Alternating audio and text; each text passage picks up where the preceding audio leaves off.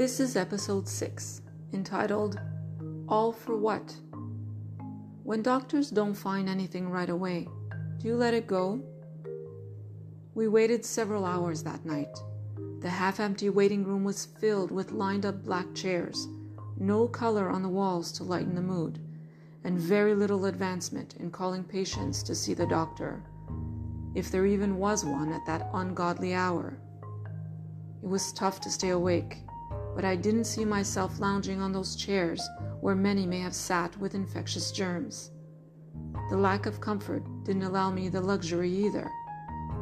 My husband could easily bow his head and take a snooze. It was such a long night, but I was determined to get answers. We were frustrated by the time 3 a.m. came around, but stayed until I was called at 7:15 that morning. The doctor requested blood work, and results showed I was anemic.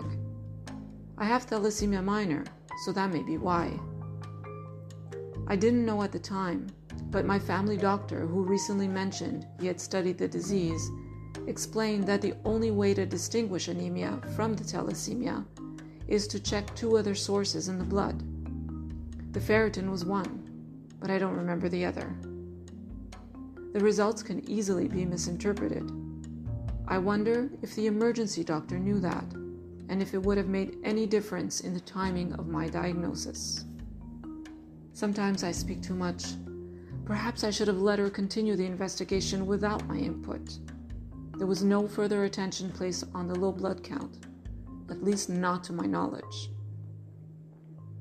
So would it have made much difference waiting until the next day to go to the hospital? Would I have gone or tried to see my family doctor following the spitting of blood? No other symptoms occurred for quite some time, so surely I would have done what everyone else does, forgotten about it. I hope to hear from you at livingaftercancerblog.wordpress.com. Thanks for listening.